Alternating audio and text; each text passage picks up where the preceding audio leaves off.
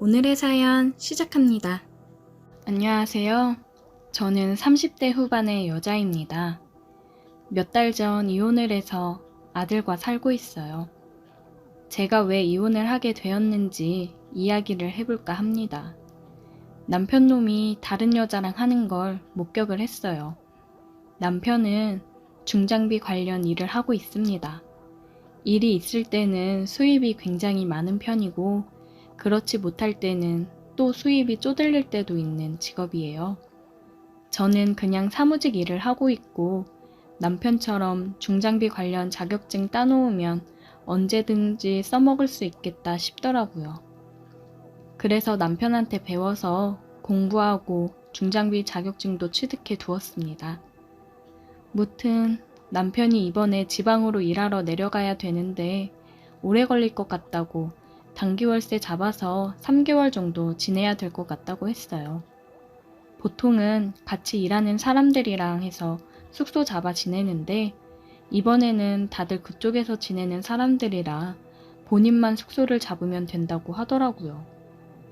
보통 같이 일하는 팀이 있는데 이번에는 다른 사람들이랑 같이 하나? 그냥 가볍게 넘겼고 알겠다고 했습니다. 그렇게 남편은 지방으로 내려갔어요. 저는 초등학생 아들 혼자 케어하면서 일을 하면서 지냈고 요새 남편 벌이가 예전만 못해서 저도 조금이라도 벌어보고자 포크레인 끌고 나가 일을 하고는 했습니다. 저는 주말에 가끔 일하고 일당을 받고 그랬어요. 하루 일당도 굉장히 쏠쏠했습니다. 전에는 지방에 내려가서 일을 하고 있어도 쉬는 날이나 시간이 될 때는 가끔씩 집에 오고 그랬는데 웬일인지 이번에는 일이 너무 바쁘고 고되다면서 집에 올 생각을 안 하더라고요. 저도 남편이 하는 일을 조금이나마 해봤으니까 많이 힘들겠지 생각을 하고 쉬라고 얘기를 했습니다. 주말에 내려가 볼 생각으로 남편한테 전화를 했어요. 여보, 밥은 잘 챙겨 먹고 있어? 그냥 뭐 대충 먹고 있지. 현장 가면 식사 챙겨주니까. 내가 엄마한테 주원이 맡기고 반찬 들고 주말에 내려갈게. 주말에 온다고? 뭐하러 그래, 힘들게. 그래도 당신이 집에 올 시간도 없이 바쁘고 힘들어하니까 뭐라도 좀 챙겨주고 싶어서 그렇지. 아니야. 나 이번 주말에 오래간만에 쉬어서 갈 생각이었어. 내가 갈 테니까 맛있는 거나 많이 해줘. 그래? 주말에 올 수 있어? 알겠어. 내가 보양식 해놓을게. 수고하고 주말에 봐. 웬일로 제가 내려간다고 하니까 남편이 올라올 생각이었다면서 얘기를 하더라고요. 그래서 오랜만에 몸보신이나 제대로 해줘야겠다 생각을 하고 금요일 저녁에 장을 보러 가서 재료 사와서 다음날 점심에 거하게 차리고 기다리고 있었습니다. 남편이 왔고 오랜만에 아빠를 본 아들은 신이 나서 이리저리 뛰어다니며 아빠를 반겨주더라고요.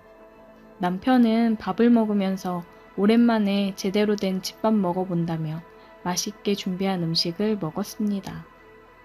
그런 남편이 안쓰러우면서 짠했어요. 그런데 오랜만에 보는 자리인데 남편은 계속 핸드폰만 만지며 밥을 먹더라고요. 쉬는 날 아니야? 바빠? 무슨 일인데 그렇게 핸드폰을 손에서 못 놓고 그래. 주원이 아빠 오랜만에 봐서 좋아하는데 좀 놀아주고 그러지. 일 때문에 스케줄 조정돼서 내일 일찍 다 가야 될 것 같네. 진짜? 좀 더 이따 가면 좋은데. 그 대신 오늘 주원이랑 시간 많이 보내주고 가. 아빠 오는 날만 얼마나 기다렸는데. 알겠어. 잘 놀아주면 되지. 나도 쉬지도 못하고 온 거야. 남편은 아들이랑 축구를 하러 나갔다가 온다며 나갔어요. 저는 간식이랑 저녁은 뭘 준비할까 생각하며 재료 손질을 했습니다. 남편이랑 아들은 한바탕 놀고 들어왔고 저는 또 저녁 준비를 했어요. 저녁 먹고 아들은 자러 들어갔고 오랜만에 만난 남편이랑 시간을 좀 보내볼까 했는데 거실에서 TV랑 핸드폰만 보면서 방으로 들어올 생각을 안 하더라고요. 앉아? 자야지. 먼저 자. 그러지 말고 얼른 들어와. 내일 또 일찍 가야 된다며. 오랜만에 봤는데 계속 그렇게 TV만 볼 거야? 아, 사람 피곤하다니까. 왜 그래? 먼저 자. 핸드폰을 보면서 희죽거리면서 얘기하는데 저도 기분이 상해서 그냥 방으로 들어왔습니다. 그리고 잠이 들었다가 새벽에 목이 말라서 깼어요. 옆에 보니 남편은 없더라고요. 밖에서 잠이 들었나 싶어 거실로 나갔더니 소파 위에서 자고 있었습니다. 저는 물을 마시고 계속 핸드폰만 보던 남편이 신경 쓰여서 핸드폰을 몰래 봤어요. 패턴을 알고 있었는데 바꾸진 않았더라고요. 메시지를 보니 어떤 여자랑 자기거리면서 연락을 했더라고요. 위쪽으로 올려 내용을 확인해 보니 그 여자가 그러더라고요. 그 아줌마는 왜 갑자기 내려오려고 한대? 자기 그럼 올라갔다가 언제 오는 거야? 그냥 내일 아침 일찍 와. 안 그러면 나 우리 집으로 갈 거야. 여자의 말에 안절부절 못하며 우쭈쭈 해주며 달래는 남편 메시지를 보니 아주 가관도 아니었습니다. 내일 급하게 내려가야 된다는 것도 이 여자가 빨리 오라고 해서 그런 거였어요. 참나, 어쩐지 단기월세 잡을 때 쎄하더니만 이러려고 그랬나 봅니다. 아주 살림을 차린 것 같더라고요. 저는 핸드폰으로 대화 내용을 다 찍어놓고 잠이 들었어요. 내가 내려가서 현장을 잡아야겠다고 생각이 들었습니다. 남편은 일어나서 아침 먹고 바로 출발을 했어요. 아들은 아빠 간다고 속상해 하는데 그런 아들은 안중에도 없는지 아주 불이 나게 나가더라고요. 저는 친정의 아들을 맡겨놓고 남편이 지내는 곳으로 내려갔습니다. 도착하니 남편 차가 보였어요. 저는 계단을 심호흡하며 올라갔습니다. 문 앞에 서 있는데 좁은 원룸이다 보니 방 안 소리가 다 들리더라고요. 아주 난리가 나 있었어요. 그 아줌마랑 안 했지? 그럼 잠도 소파에서 잤어. 내가 우리 자기 말은 또 기가 막히게 잘 듣잖아. 대화를 듣고 둘의 거친 소리도 듣고 너무 화가 났습니다. 저는 비밀번호를 누르고 들어갔어요. 들어가면서 사진을 찍었습니다. 그 여자는 깍깍거리며 가리기 바빴고 남편은 놀라 어쩔 줄 몰라 하더군요. 여보! 언제부터니 니들? 그 여자 얼굴을 보고 알았습니다. 예전에 한번 본 적이 있어요. 남편 회사 격리 직원이었거든요. 얘기를 들어보니 둘이 만난 지는 6개월 정도 됐다고 하더라고요. 그 여자는 남편 믿고 일을 그만두고 같이 여기 내려와 있었던 거였어요. 요새 생활비가 많이 줄었다 싶었는데 이 여자한테 돈 보내주느라 그랬던 거더라고요. 그것도 모르고 조금이나마 보탬이 되고자 주말에 나가서 일한 제가 너무 바보같이 느껴졌습니다. 저는 너무 화가 나서 두 사람 머리채를 잡고 흔들어댔고 남편의 뺨따구를 날려버렸습니다. 그 뒤로 남편은 찾아와서 무릎을 꿇고 울고 불고 빌었지만 저는 이혼을 결심했고 남편은 양육비 대신 지금 있는 집 명의를 제게 돌리고 저희는 이혼을 했습니다. 지금 저는 친정 도움을 받으며 아들이랑 둘이 살고 있어요. 생각을 해보고 중장비 쪽 일을 본업으로 할까 생각 중입니다. 일이 없을 때는 수입이 적지만 일을 할 때면 제가 사무실에서 일을 하는 것보다 수익이 몇 배는 많거든요. 그래도 집이 있으니 마음의 여유를 좀 가지고 아들이랑 행복하게 살아가려고 합니다. 오늘의 사연 여기까지입니다. 오늘도 들어주셔서 감사해요. 구독, 좋아요, 알림 설정 부탁드려요. 2년 반 연애하고 결혼한 지 이제 1년 3개월 된 28살 여자예요. 남편은 31살이고 아직 아이는 없어 크게 문제될 만한 것은 없는데 시댁의 거지 근성 때문에 미칠 지경입니다. 일단 저희 부부는 맞벌이를 하고 있고 각자 수입은 각자 관리합니다. 남편은 대기업 다니면서 연봉 4천 조금 넘고 저도 결혼 전에는 직장 다녔는데 야근도 많고 일이 너무 힘들어서 직장 그만두고 결혼하기 몇 달 전부터 강남에서 커피 전문점을 운영해서 월 수입 2,800 정도 나옵니다.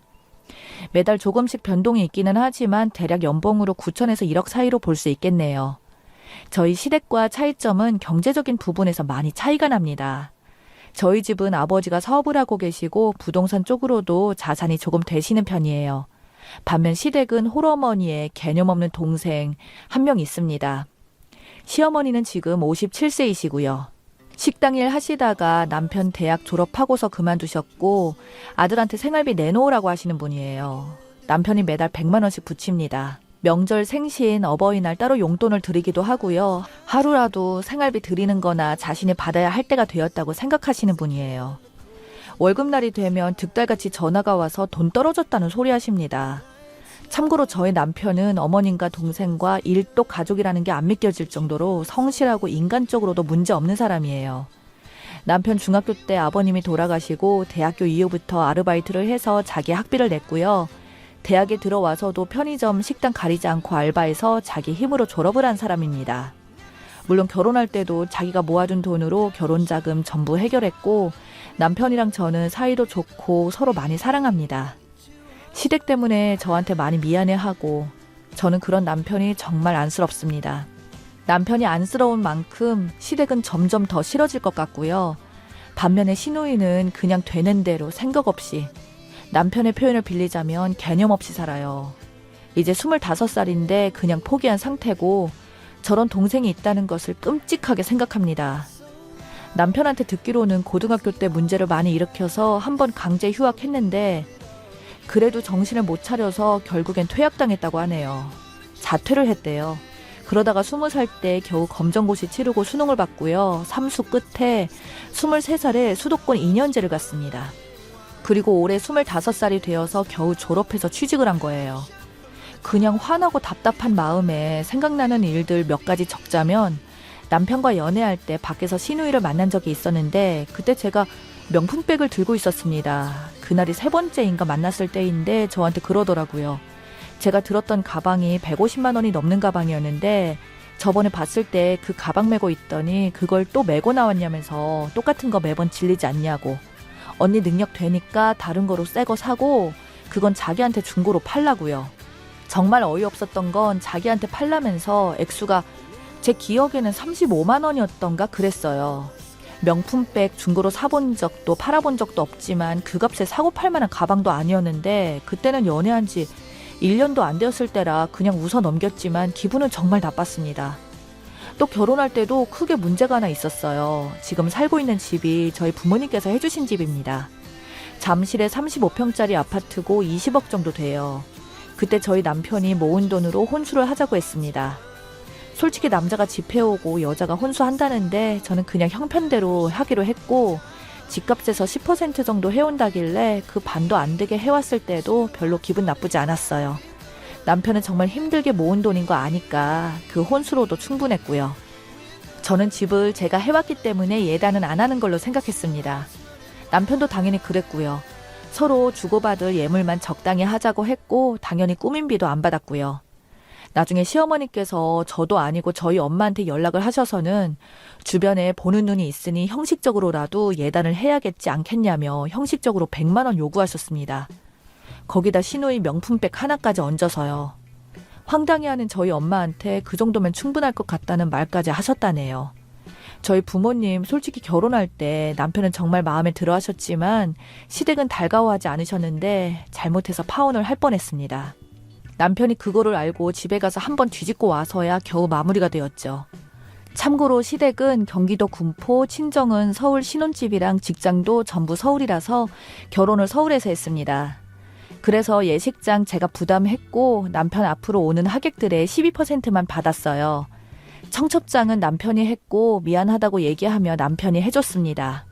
근데 웃긴 건 나중에 남편한테 들은 얘기지만 결혼할 때 아무것도 보태주지 않았으면서 남편 앞으로 들어온 축의금을 전부 시댁에서 가져갔더라고요. 한마디로 음식비만 남편이 낸 거였습니다. 문제는 지금부터예요. 신우이가 올해 2년째 집에서 빈둥거리다가 올해 5월에 겨우 취직을 했습니다. 군포에서 강남까지 교통비 빼니까 남는 것도 없다고 관둔다고 하더군요. 그런데 토요일에 시어머니가 신우이와 같이 저희 집에 왔습니다. 와서 하는 말이 더 가관이었어요. 여기서 살림을 합치자는 말씀이더군요. 살림 합치면 매달 100만 원씩 생활비 붙여주는 것도 안 줘도 되고 살림을 시어머니랑 신우가 도와줄 거고 이제 곧 있으면 너희 아기 생길 텐데 그럼 시어머니가 집에서 봐줄 테니 걱정 없을 거라면서요. 게다가 더 어이없었던 건 지금 시댁의 군포의 빌라 22평짜리 전세에 사십니다. 그걸 신우이 나중에 결혼하면 혼수로 모아준다고 하시더라고요. 남편이랑 저는 결혼 전에 시댁과 친정에 문제 생기면 각자 알아서 하기로 약속을 했습니다.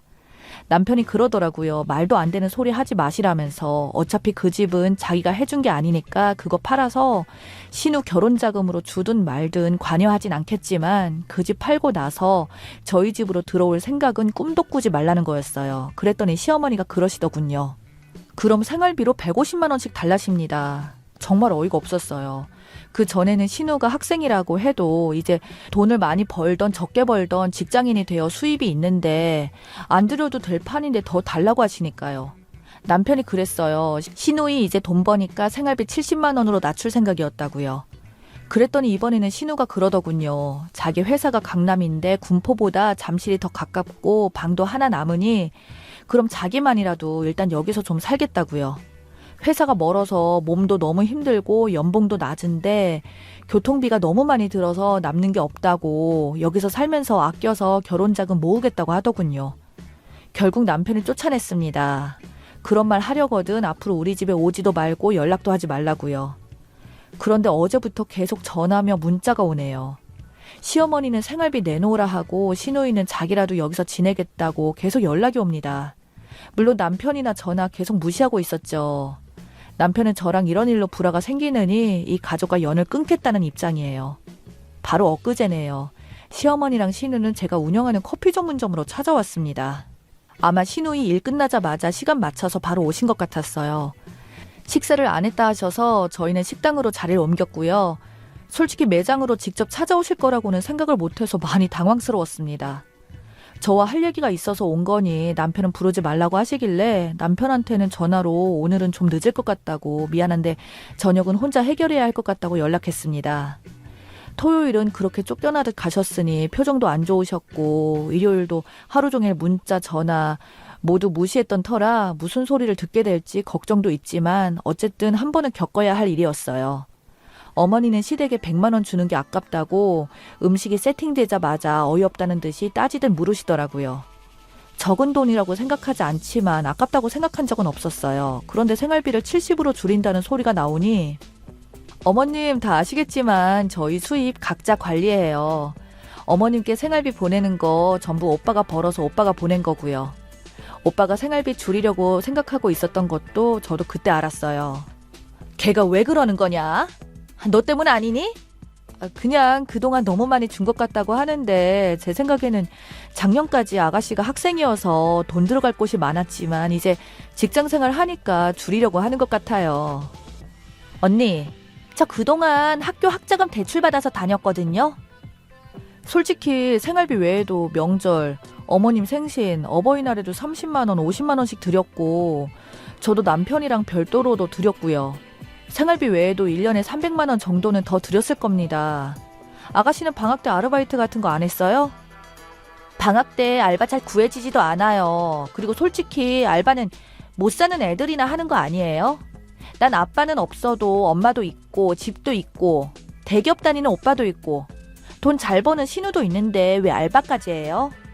언니는 나보다 쉽게 공부를 했죠.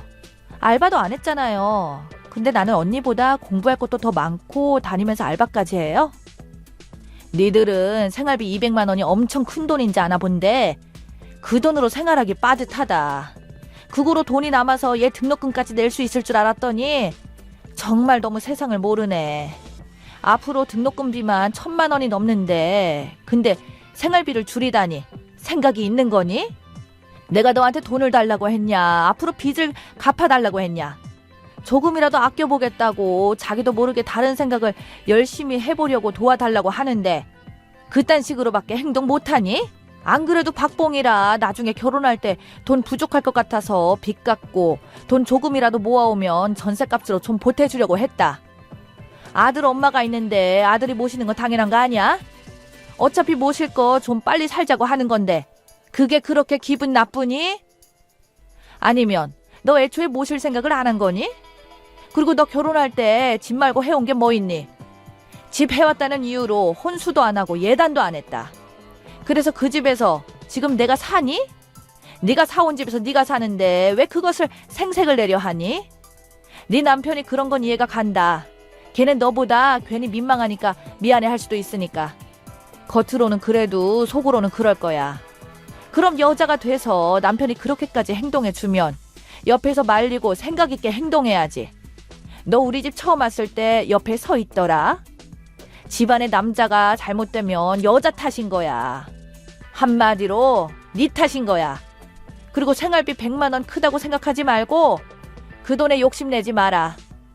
너희 집에 한 달에 300만 원씩 갖다 주는 거 다 알아. 우리는 100만 원 주고 친정이나 300만 원 주고 아무렇지도 않냐? 니들 생각하는 꼬라지가 글러먹었어. 친정에 300만 원씩 드리는 건요. 카페 건물이 저희 부모님 건물이신데 부모님은 딸이 하는 가게라고 월세를 안 받으셔서 월세 250 정도 용돈 개념으로 50만 원 합쳐서 300만 원을 드리는 거거든요. 어떻게 할 거니? 우리랑 같이 살 거야 말 거야? 오빠가 싫다는 것도 겉으로만 그러는 거니까 언니가 같이 살자는 식으로 얘기해요. 솔직히 지금 회사 그만두고 싶은데 참고 다니려고 하는 거예요. 언니는 잠실에서 강남으로 자기 좋다고 다니고 언니가 사장이니까 힘든 건 알겠지만 나는 군포에서 강남까지 줄지어서 타고 온 사람들 사이에 끼어서 출퇴근하는데 안 피곤하겠어요? 거기다가 회사도 크지도 않은데 말단 직원이라면 온갖 잔 심부름까지 하고 돈은 돈대로 못 받아봐야 알지. 생활비를 주던지 아니면 같이 살던지 둘 중에 결정해라. 화는 많이 났지만 제가 이혼할 것도 아니고 가족으로 묶여있는 상황에서 얼굴 붉히기 싫었고 또 무엇보다 제 부모님 욕먹이기 싫어서 얼른 자립하고 싶어서 생활비 문제는 함께하는 문제든 오빠랑 상의 후에 다시 연락드리겠다고 하고 끝냈습니다. 당연히 음식값은 제가 계산했고 신우와 엄마가 힘드니 지하철 못 타겠다고 해서 택시비 5만 원 드리고 왔어요. 집에 와서 남편한테 전부 얘기했더니 남편이 바로 전화해서 욕하는 거 일단 말렸습니다. 한 번은 우리가 찾아가서 우리 생각을 제대로 말하고 와야 끝날 것 같다고 하더라고요. 핏줄이라는 사람들이 어떻게 하면 뭐라도 받아낼까 이 생각만 하고 있다고. 솔직히 자기 것을 지키면서 열심히 살았는데 나한테 왜 그런 사람들이 가족이라고 있는 건지 억울하기까지 하다고 하면서 울면서 말하더군요. 남편이 우는 모습을 처음 봤는데 마음이 너무 아프고 이 사람 참 불쌍하다고 느껴졌어요. 남편이 저한테 다 해결할 거라고 했습니다. 나한테 가족은 저라면서 어머니와 신우를 모시는 일은 절대 없을 테니 걱정 말라고 하더라고요. 같이 살면 자기가 죽을 것 같다고 하더라고요. 그리고 생활비도 50으로 줄이겠다고 했습니다. 솔직히 군포 가도 우리가 안 가면 누구 오는 사람도 없고 하는 것도 없으니 명절이 아니면 안 가고 싶다고 했고 그냥 짐 싸서 들어올 것 같다는 걸 생각하니 집 팔고 친정집에 들어가서 살자고 하더라고요. 결론은 큰 싸움이 났고 남편 말대로 집을 처분하기로 했습니다. 시댁이라는 이름의 횡포를 더 이상 당하지만은 않겠습니다. 걱정해주신 여러분 감사합니다.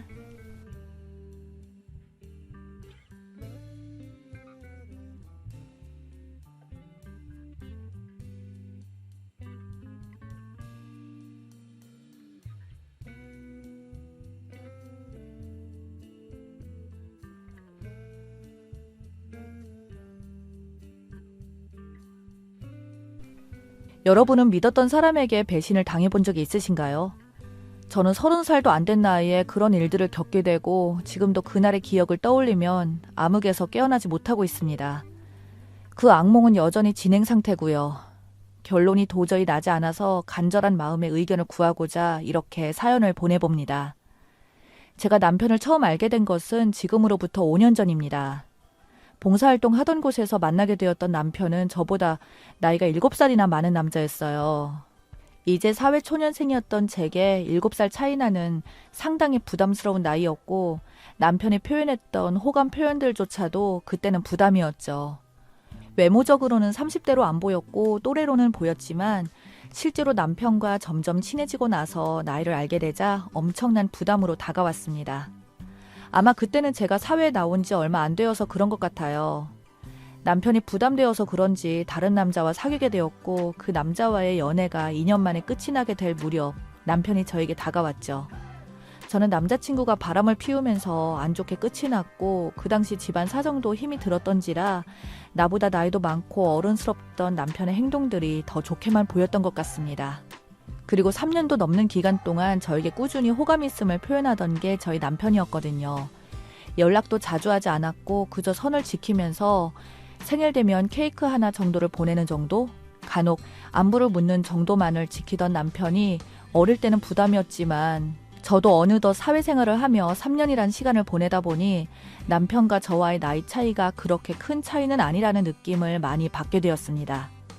그때부터 남편과 연애를 하게 되었어요. 남편은 자신이 살면서 여태 적지 않은 여자를 만났지만 결혼이라는 생각이 드는 건 제가 처음이었다며 저 없으면 죽을 것 같아서 최근 3년간 연애도 안 하고 무조건 저만 기다렸다고 하더군요.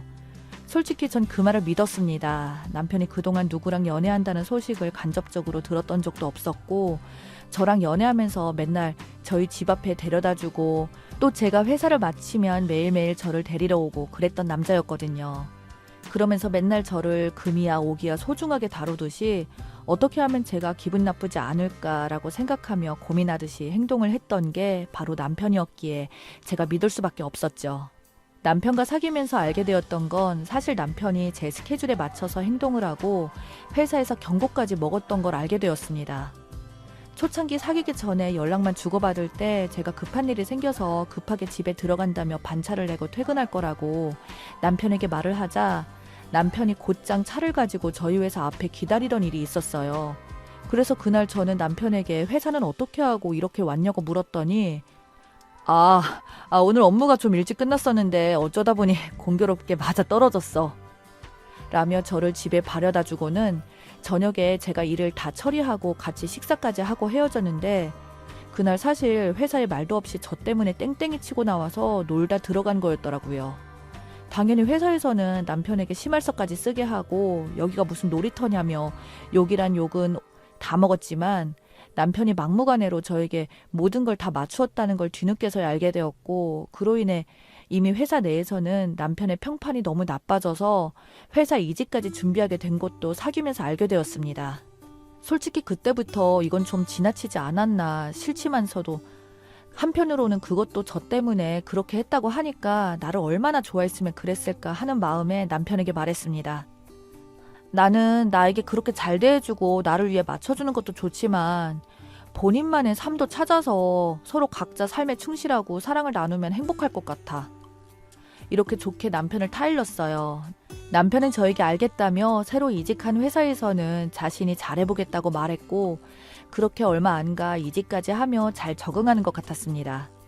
아무래도 제가 어디 안 갈 거라는 믿음을 줘서 그런지 점차 남편의 집착은 제가 어디 놀러만 가지 않으면 괜찮아졌고 자기도 회사 생활은 열심히 하더군요.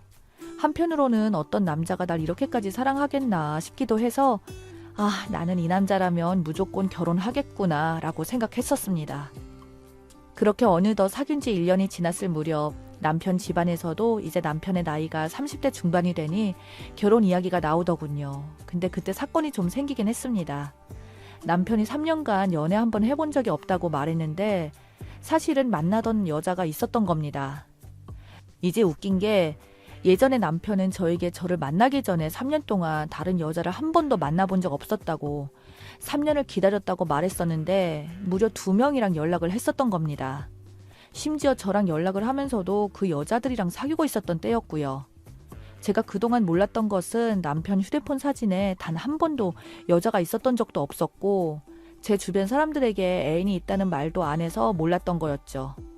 그 이후 저랑 정식으로 사귀게 되면서 사귀자마자 얼마 안 되어서 커플링 맞추고 자기 카톡 사진은 전부 다 저랑 찍은 걸로만 도배를 해놓다시피 했었거든요.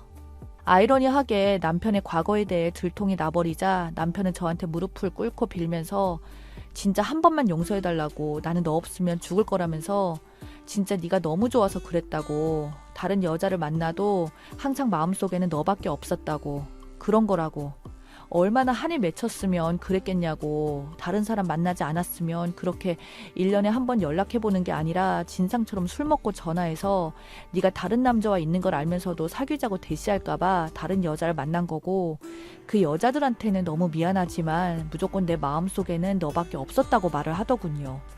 그렇게 말하고 남편은 제가 헤어지자고 말할까봐 얼마나 서럽게 우는지, 벌벌 떠는 남편의 우는 모습에 저는 한숨을 내쉬며 그래, 우리가 사귀기 전에 나도 다른 남자 사귀었는데 오빠가 다른 여자 사귄 게 뭐가 그리 문제가 있어. 하지만 사귀어놓고 사귀지 않은 것처럼 날 속인 게 문제라고. 거기다가 다른 여자와 사귀면서 나한테 연락하는 것도 문제지만 오빠 말대로 내가 너무 좋아서 그랬다고 하니 이해할게. 하지만 앞으로 나한테 거짓말은 한 번으로 족하다고. 절대 다시는 두 번은 없어. 그러니 다시 한번 이런 일 생기면 나는 뒤도 안 보고 헤어질 거다. 라고 말하자 남편은 절대 그럴 일 없을 거라고 말하며 저한테 고맙다고 기뻐서 어쩔 줄 몰라 하더군요. 그렇게 산전수전 다 겪고 나서 결혼을 하게 되었습니다. 시댁에서도 드디어 하나뿐인 아들 결혼한다고 하니까 집이고 자동차고 모든 지원을 아낌없이 해주셨고, 예물도 남편은 저에게 항상 최고로 하고 싶다며 자신이 모은 돈을 전부 다 탈탈 털어서 해주더군요. 좀 부담이 되었던 게 남편 집에는 남편이 외동이 아니라 신우가 있었거든요. 굉장히 집안 자체가 아들 위주의 집안이었다 보니 아들이 뭔가 하려고 하면 이렇게 적극적으로 남편 집안에서는 지원을 해주시기에 시누이는 그럼 어떻게 하나라는 생각이 절로 들고, 제가 다 눈치가 보였을 정도였으니 신우 보기가 좀 민망하더군요. 제가 그래서 남편에게 따로 물어봤는데 이렇게 우리 결혼식에 모든 걸 다 해주시면 신우는 나중에 어떻게 하냐, 신우도 만나는 남자 있냐면서 이렇게 물어봐도 남편은 대수롭지 않은 듯 여자니까 지 알아서 하겠지 라며 말하더군요. 그렇게 신우이에게 미안한 마음을 안고 결혼 일정이 잡히기 시작했습니다. 당연히 신우이가 저를 보는 눈길은 그다지 곱지 않았어요. 저는 마치 죄인이 된 기분이 들어서 신우 눈치를 보며 있을 수밖에 없었는데, 신우는 저를 보며 아무것도 모르는 줄 아는지 그저 기분 좋아하게는 이란 말을 하며 제 옆에서 흘리듯이 지나가더군요. 저는 그 말이 왜 그렇게 신경이 쓰이는지 남편에게 제가 신우이가 나한테 아무것도 모른다는데 뭘 모르는 거야? 라고 물어보자 괜히 그 계집이 기분 나빠서 하는 말이니까 신경 쓰지 말라는 식으로 넘어갔습니다. 그리고 대망의 결혼식 날 당일 저는 새벽부터 일어나 신부 화장에 정신없이 있을 무렵 신부 대기실에 시누이가 들어오더군요. 그날도 한바탕 싸움이라도 했는지 화가 잔뜩 난 얼굴로 들어와 저를 보며 말하길, 진짜 양심도 없다. 어떻게 이 집안의 재산을 하나 남김없이 싹 다 긁어가냐? 딸은 뭐 사람도 아니냐? 라고 하길래 저는 그저 죄송하다고, 안 그래도 저 역시 그 부분에 대해 이야기했는데 도저히 통하지 않았다고 하자 시누이는 한숨을 내쉬며 말해보긴 했어? 그저 더 준다고 하고 좋으니까 집이니 차니 넙죽넙죽 받았겠지. 그래, 우리 오빠 이번이 두 번째니까 이번에 실패하지 말고 오래오래 살아야지 하며 나가더군요.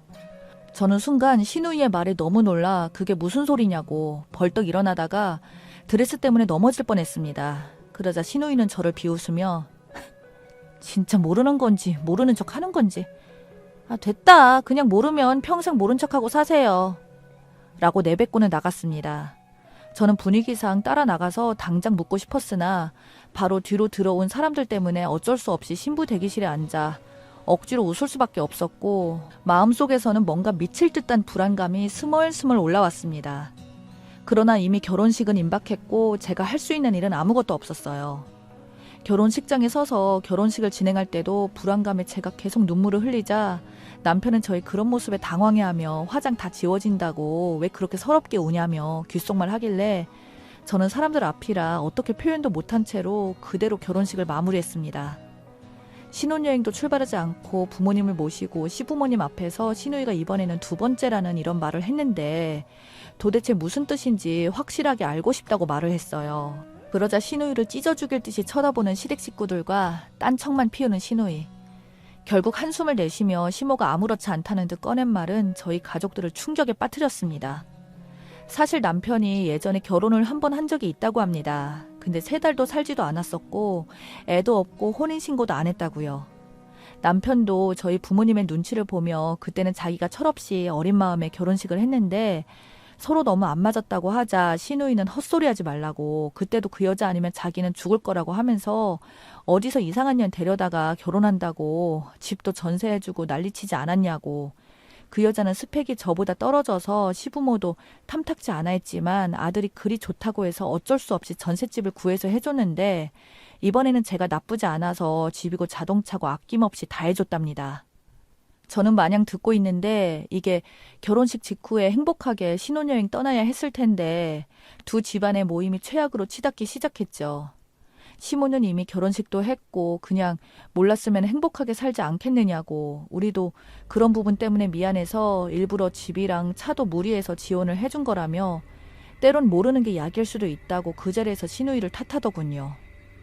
너 때문에 가정불화를 만들었으니까 넌 이 자리에 있을 자격도 없다고 하자 시누이는 과거에 결혼한 걸 속이는 게 사기 결혼이지 뭐냐고 그 자리를 박차고 나갔고 남편은 울먹이면서 어쩔 줄 몰라 하더군요. 이건 까도 계속 나오는 양파도 아니고 그 와중에 시아버지는 어떻게든 이 상황을 수습하려고 저희 가족들에게 원하시면 이 결혼 비용이나 혼수비까지 저희들이 싹 다 부담하겠습니다. 자식 가진 입장에서 화는 나시겠지만 이해 좀 해주십시오. 아까도 말씀드렸지만 그 전에 제 자식이 결혼을 했을 때 짧게 만나 혼인신고도 안 했고 아이도 없었으니 기분 나쁜 부분도 다 이해하지만 만약 반대 입장에서 며느리가 그런 일이 있었다면 결혼시킬 때 말할 수 있었겠나요? 정말 죄송합니다. 이미 결혼식도 모두 다 진행되었고 모든 사람이 며느리가 결혼했다는 것도 이젠 다 알고 있는데 여기까지 와서 결혼을 무르게 되면 그 또한 우리 아들처럼 결혼을 했다가 이혼한 게 되는 게 아니겠습니까? 그러니까 그만큼 저희 집안에서 책임을 지겠습니다. 라고 했습니다. 하지만 저희 아버지는 단호하게 우리는 이 결혼에 대해서 다시 한번 생각 좀 해봐야겠습니다. 하며 제 손을 잡고는 신혼여행이고 뭐고 나왔습니다. 결국 신혼여행은 그렇게 파투가 났고 그 뒤로 아버지는 몇 주를 고민해봤지만 답이 나오질 않는다며 내가 딸아이의 인생을 망치는 게 아닌가 싶어 너에게 어떻게 하라고 말하기 힘드니까 너의 의사를 존중한다고 했는데 저도 마찬가지입니다. 이미 결혼식을 올린 지 몇 달이 지났지만 여전히 남편과 저는 별거 중입니다. 남들은 종종 저에게 연락이 와서 결혼해서 좋냐고 물어보는데 참 그것도 난감하더군요. 그 와중에 남편은 저에게 계속 전화가 와서는 경제권이니 뭐고 다 넘기고 진짜 당신과 살면서 평생을 당신의 노예처럼 살겠다고, 거기다 우리는 이미 부부라고 한 번만 용서해달라는데 저도 어떻게 해야 될지 몰라서 이렇게 사연까지 보내서 여쭤봅니다. 남편을 용서하고 사는 게 맞는 건지 아니면 여태까지 했던 거짓말, 특히 결혼 부분 포함해서 그냥 이혼녀 딱지 달고 사는 게 맞는 건지, 만약 그렇게 깨지면 이것도 제가 억울한 게 나중에 다른 남자 만나고 결혼할 때면 이 상황을 말해야 되잖아요. 그것도 너무 구차하고 그 생각만 하면 억울해서 미칠 것 같네요. 저는 정말 어떻게 해야 할까요?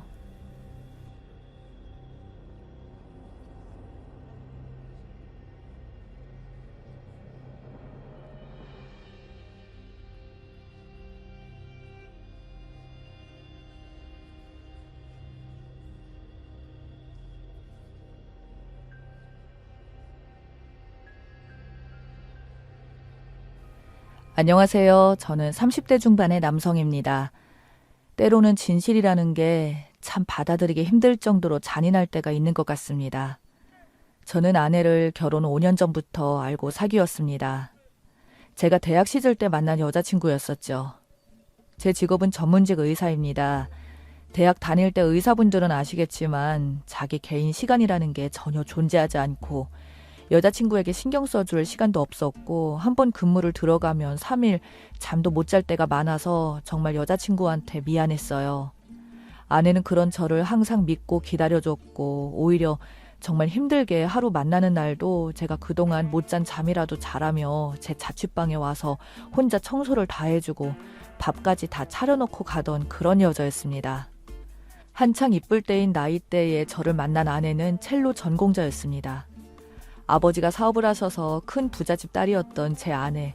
구김없이 자랐지만 성실한 크리스찬이라며 매일 교회를 다니면서 제 앞길을 기도한다는 여자친구를 볼 때마다 제가 반드시 나중에 전문의가 되면 지금까지 나 때문에 고생한 거 모두 갚아주겠다고 말했습니다. 아내의 내조는 그뿐만 아니라 저희 본가에도 참 잘했어요. 이걸 잘했다고 표현하면 좀 어색하긴 한데 매번 저희 집에 들려서 음식도 가져다 주고 저 대신 저희 부모님 생신도 챙겨드리고 솔직히 저희 집 참 가난합니다. 저 말고는 별 벌이도 없는 집이에요. 그 와중에 아버지가 보증까지 잘못 쓰시면서 순간 빚도 많은 집안이 되었고 그로 인해 집안은 점점 기울어지고 엄마는 보험 일을 하면서 아버지는 노가다 나가면서 정말 하루하루 힘들게 살아왔습니다. 제가 의대에 가서 경제 문제로 힘들어하자 여자친구가 친정 부모님을 설득해서 저한테 돈도 빌려주면서까지 학비를 대고는 했습니다. 여자친구는 저에게 생명의 은인이자 현모양처 같은 여자였습니다. 이 여자만 있으면 저는 인생에서 행복을 다 찾을 것만 같았어요. 그렇게 시간이 흘러서 제가 교육기간을 마치고 여자친구에게 청혼을 했을 때 여자친구는 제 예상과 다르게 거절을 했습니다. 저는 당황해서 여자친구에게 대체 왜 그러냐고 묻자